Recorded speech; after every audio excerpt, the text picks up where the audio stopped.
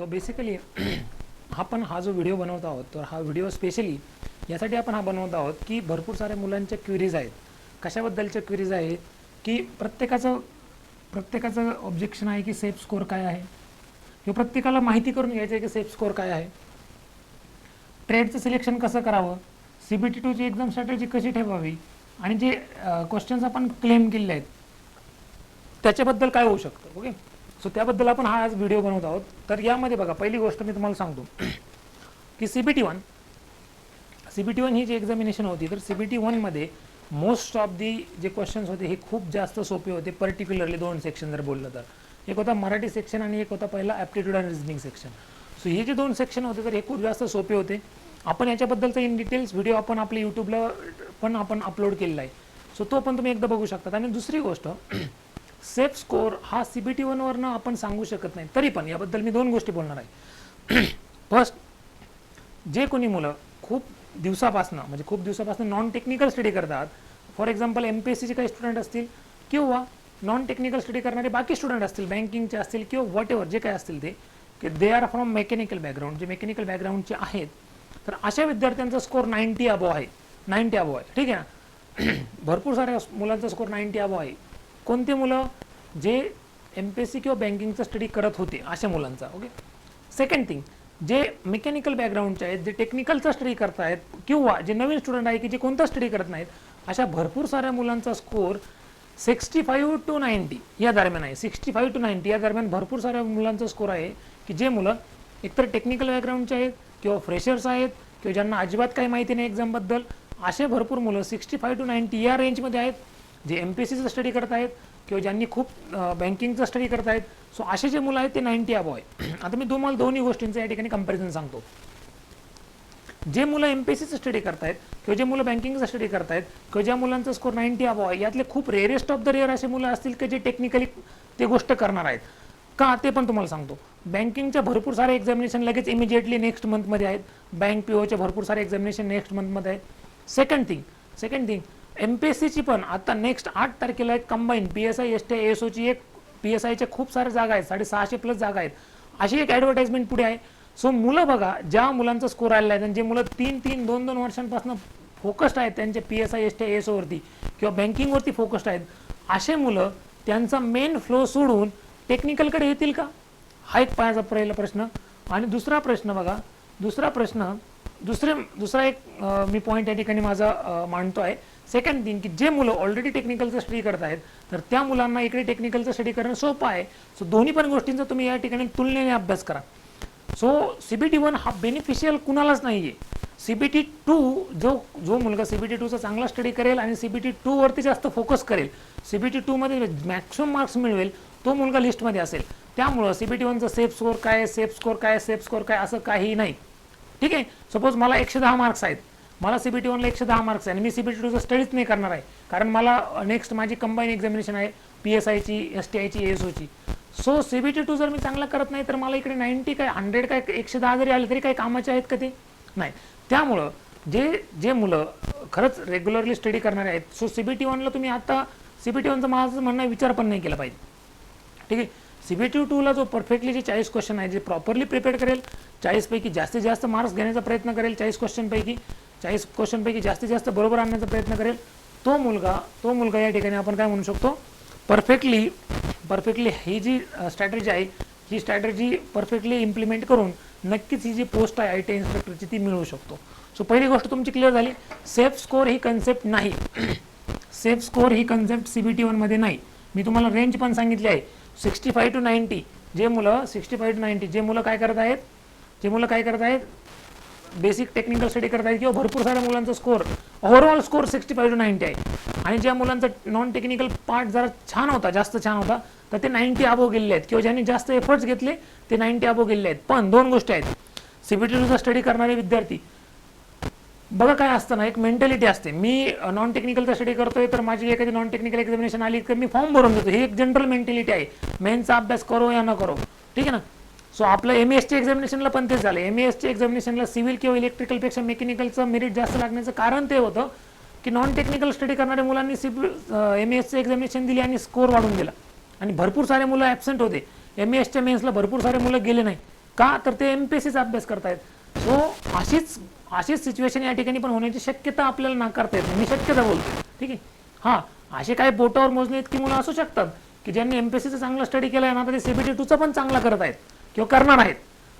आपण ती पण एक प्रॉबिलिटी पकडूया ना. पण ते मुलं किती असणार आहेत? जर प्रपोर्शन बघितलं पोस्टच्या तर ती तुलनेने कमी असणार आहे. सो ओव्हरऑल जो एक रेंज आलेला आहे 65 to 90, 65 to 90 हा जी एक रेंज आहे, तर या रेंजमधल्या भरपूर सारे मुलं जे आहेत तर यांनी नक्कीच CBT2 वरती फोकस केलं पाहिजे. CBT2 वरती फोकस केलं पाहिजे. ठीक आहे, क्लिअर. आता दुसरं घ्या बरं, ट्रेड सिलेक्शन. आता जे मेकॅनिकलचे स्टुडंट आहेत, ग्रॅज्युएटेड आहेत, त्यांना 23 ट्रेडला ते अप्लाय करू शकतात. पण तुमची स्ट्रॅटेजी काय असली पाहिजे, आणि तुमच्या स्ट्रॅटेजीला पकडूनच आम्ही काही आमचे कोर्सेस लॉन्च केले आहेत. पहिली गोष्ट, 1, 2 किंवा 3 ट्रेड असे पकडा की जे 100% तुम्ही करणार आहात, एकदम 100%. एक गोष्ट लक्षात घ्या की या मार्केटिंग मागं तुम्ही पडू नका की आमचं एवढं पॅकेज, आम्ही एवढे कोर्सेस तुम्हाला देतोय, एवढे. अरे होणार आहेत का? एक तुम्ही प्रॅक्टिकली विचार करा. आता मी या ठिकाणी बोलतोय, आमचे सर पण त्यांची इथिक्स आहेत, त्यानुसारच मी या ठिकाणी बोलतोय, ठीक आहे. नाहीतर अदरवाईज तुम्हाला कोणतेच क्लासवाले असं बोलणार नाहीत, ठीक आहे. तरी पण मी तुम्हाला काय सांगतो की तुम्ही असे 4 ते 5 ट्रेड असे पकडले पाहिजेत की ज्यांचं तुम्ही 40 दिवसामध्ये स्टडी करू शकतात. का ते पण सांगतो मी तुम्हाला. आता आपण जो कोर्स लॉन्च केला आहे ना, फिटर, टर्नर, वेल्डर, मशिनिस्ट आणि मोटर मेकॅनिकल व्हेकल, तर या 5 ट्रेडचा जर तुम्ही फिटर हा ट्रेड जर प्रॉपरली केला तर या 5 ट्रेडचा तुमचा बऱ्यापैकी सिलेबस कव्हर होतो. 70 ते 80% सगळा सिलेबस कव्हर होतो. राहिलेला जो 30% आहे त्याचं पण आमचे प्रत्येकाचे एक लॉन्च आहे किंवा आमचं एक 5,500 एक कोर्स आहे ज्याच्यामध्ये आम्ही तुमचे 5 ते 5 कोर्सेस कंप्लीट करून तुमचे सगळे MCQ कव्हर करणार आहे. सो सांगायचा उद्देश काय की आपल्याला होऊ किती शकतं हे पण तुम्ही एकदा बघा ना, राईट. सो 5 ट्रेडवरती तुम्ही बेसिक फोकस करा आणि त्यानंतर आम्ही तुमच्यासाठी एक सेपरेट कोर्स लॉन्च केला आहे. कोणता? MCQ डिटेल व्हिडिओ ॲनालिसिसचा. आम्ही 23 ट्रेडचे MCQ त्यामध्ये तुमचे video analysis through, video lecture through आम्ही तुमचे क्लिअर करणार आहे. सो बेसिक माझी स्ट्रॅटेजी, सपोज मी एक ॲस्पिरंट आहे किंवा मी एक विद्यार्थी आहे, तर मी काय करेल माहिती आहे, माझी स्ट्रॅटेजी काय ठेवेल की एक 5 कोर्स मी एकदम परफेक्ट करतो, कारण थेरी रीड करायला मला जास्त वेळ नाही लागत, आणि प्लस आपण तुम्हाला एकदम पूर्ण डिटेल देत आहोत. आम्ही जे PPT बनवले तर तुम्हाला आम्ही रिव्हिजनसाठी देत आहोत. सो 5 ट्रेडचा अभ्यास करणं is not a big deal, right. So 5 ट्रेडचा मी अभ्यास करून घेईल आणि बाकी ट्रेड ज्यांना जे ऑल ट्रेड आहेत, जसं की फाउंड्रीमॅन असेल, टूल डिझाईन असेल किंवा RAC असेल किंवा पंप ऑपरेटर असेल, सो ॲटलिस्ट मी त्यांचे काय करेल MCQ करून जाईल. सो तुम्ही जर आमचा MCQ डिटेल व्हिडिओ सेशन जर घेतला तर त्याच्यामध्ये आम्ही काय केलं आहे की आम्ही फक्त क्वेश्चन आणि आन्सर असं नाही घेते. क्वेश्चन, त्याचं आन्सर ते काय आहे, त्याच्या आन्सरचे ॲस्पेक्ट्स. सपोज तुम्हाला असा प्रश्न आला, पंपमध्ये असा कोणता पॉईंट असतो की जिथं सक्शन जो प्रेशर आहे तो व्हॅक्यूम प्रेशर, म्हणजे व्हॅक्यूम प्रेशर त्या ठिकाणी क्रिएट होतो. तो कोणता पॉईंट असतो पंपमध्ये? आय ऑफ दी पंप, ज्या ठिकाणी प्रेशर कसा असतो? Below atmosphere. मग आता आम्ही हा क्वेश्चन आहे आपण कव्हर कसं करणार बघा. मग सक्शन प्रेशर म्हणजे काय, डिलिव्हरी प्रेशर म्हणजे काय, सक्शन हाईट म्हणजे काय, डिलिव्हरी लिफ्ट म्हणजे काय, सक्शन लिफ्ट म्हणजे काय, हेड कोणता असतो, सक्शन हेड कोणता असतो, डिलिव्हरी हेड कोणता असतो, वेगळे कंपोनंट कोणते आहेत पंपचे, आय म्हणजे काय, इम्पिलर म्हणजे काय, व्हॉल्यूट केसिंग म्हणजे काय, व्हॉर्टेक्स केसिंग म्हणजे काय, ते तसंच का असतं, प्राइमिंग काय असतं यूज केलेलं पंपमध्ये. सो MCQ एक आला आहे पण आपण त्याच्यामध्ये सगळे ॲस्पेक्ट कव्हर करणार. सो ॲटलिस्ट तुम्ही तो MCQचा जर कोर्स केला तर त्याच्यामध्ये तुमच्या सगळ्याच्या 23 ट्रेडचं इन डिटेल सिलेबस पण कव्हर होऊन जाईल. सो बेसिकली तुमची स्ट्रॅटेजी कशी असली पाहिजे, एक टॉपिक घेणार मी, ठीक आहे. सो मी 4 ते 5 ट्रेड असे की ज्यांचा परफेक्ट स्टडी करून जाणार आणि बाकी सगळ्यांचे मी MCQ करून जाणार. ओके. सो तुमच्याकडनं होणार जर नसेल, काही लोक वर्किंग पीपल आहेत किंवा काही लोकांचं काही शेड्यूल असेल, तर तुम्ही ॲटलिस्ट आम्ही जेवढं तुम्हाला मटेरियल देऊ, ठीक आहे ना, तेवढं जर तुम्ही केलं तर तुमचे 23 ट्रेड होऊन जातील, ठीक आहे. सो त्या प्रकारे जर तुम्ही जर केलं तर तुमचं ट्रेड सिलेक्शन हा टॉपिक पण तुमचा क्लिअर झाला पाहिजे. आणि CBT स्ट्रॅटेजी कशी ठेवली पाहिजे, ठीक आहे. CBT2 स्ट्रॅटेजी कशी असली पाहिजे प्रत्येकाची. आता या ठिकाणी लक्षात घ्या, CBT2 मध्ये बघा सिलेबसला स्टिक राहायचं. सिलेबसला CBT2 मध्ये त्यांनी काय सांगितलं आपल्याला की तुमचं आम्ही स्किल चेक करणार आहे. काय चेक करणार आहे? तुमचं स्किल चेक करणार आहे, स्किल रिलेटेड, स्किल प्रॅक्टिसेस, ठीक आहे. मग आता याच्यामध्ये आपण काय केलं पाहिजे बघा, 100% थेरी वाचली पाहिजे. ओके. आता मी फिटर ट्रेड घेतोय, फिटर म्हणजे बाकी पण ट्रेड घेतोय, पण मी फिटर ट्रेडबद्दल तुम्हाला बोलतो की फिटर ट्रेडमध्ये मी तुमचं स्टार्ट टू एंड एक बीट ना एक बीट मी तुमचं कव्हर करणार आहे. ओके. सो कंप्लीट थेरी मी तुमची या ठिकाणी कव्हर करणार आहे, प्लस सगळे MCQ मी तुमच्या या ठिकाणी कव्हर करणार आहे. सो थेरी आणि MCQ आता MCQ बघा, मी आपला सेफ्टी टॉपिक झाला आहे, फर्स्ट लेक्चर झालं, सेकंड लेक्चर झालं, मी सेफ्टीवरचे तुमचे सगळे MCQ घेतले. आता तुम्ही कोणताही क्वेश्चन पेपर बघा आणि सेफ्टीवरचा क्वेश्चन सोडून बघा, तुम्हाला येणार म्हणजे येणार. सो सांगायचा उद्देश काय आहे की अशा प्रकारे अभ्यास करा, इन डिटेल्स थेरी वाचून घ्या आणि त्यांच्यावरचे MCQ सॉल्व्ह करा. हे दोन गोष्टी सोडून तुमचं काहीच करू नका. ही तुमची CBT2 ची स्ट्रॅटेजी असली पाहिजे. काय, सपोज मी जर 5 ट्रेड अप्लाय करतोय ना, फिटर, टर्नर, वेल्डर, मशिनिस्ट आणि मोटर व्हेकल, सो 5 ट्रेडची थेरी वाचून घ्यायची इन डिटेल्स आणि 5 ट्रेडचे सगळे MCQ सॉल्व्ह करायचे इन डिटेल्स. झाले तुम्ही एकदम CBT2 40 पैकी 40 क्वेश्चन तुमचे बरोबर येऊ शकतात. आणि सेकंड थिंग आपला जो एक स्पेशल कोर्स आहे 23 ट्रेडचे सगळे MCQ व्हिडिओ डिटेल अनालिसिस, तो कोर्स सगळ्यांनी बघायचा आहे, म्हणजे बघायचा आहे. तुम्ही बघून घ्या तो कोर्स जर तुम्ही बघितला ना, तुमचे 23 ट्रेडचे MCQ इन डिटेल्स कव्हर होतील. सो अशा प्रकारे जर तुम्ही एक स्ट्रॅटेजी ठेवली तर CBT2 मध्ये नक्कीच तुमचा एक चांगला स्कोर येऊ शकतो, चांगला म्हणजे एकदम परफेक्ट स्कोर येऊ शकतो. 80 पैकी 80 मार्क्स घेणं not a big deal in CBT2, पण तुमचे एफर्ट्स तसे असले पाहिजे. ठीक आहे. सो आम्ही आमच्या साईडने 100% एफर्ट देतो, तुम्ही तुमच्या साईडने 100% एफर्ट द्या. 40 पैकी 40 तुमचे प्रश्न बरोबर येऊ शकतात. आणि मी जे बोलतो ते फॅक्च्युअल आहे. ठीक आहे. हवेत वगैरे बोलून किंवा तुम्हाला असं काही तुम्हाला काहीतरी एक्स्ट्रा ऑर्डिनरी सांगणं हे माझ्या इथिक्समध्ये पण नाही आणि मी तसं करत पण नाही शक्यतो. ठीक आहे. पण मी जे MCQ बघितली, म्हणजे मी ज्याचं ॲनालिसिस केलं MCQचं, त्यावरून मला एक गोष्ट कळाली आहे की जर आपण थेरी परफेक्टली वाचली तर MCQला कुठेच तुम्ही चुकणार नाही, कुठेच. आणि खूप जास्त बेसिक क्वेश्चन आहेत. Questions are too much simple and too much basics. Ok, perfect, clear. ठीक आहे. नेक्स्ट बघा. Okay, question claims.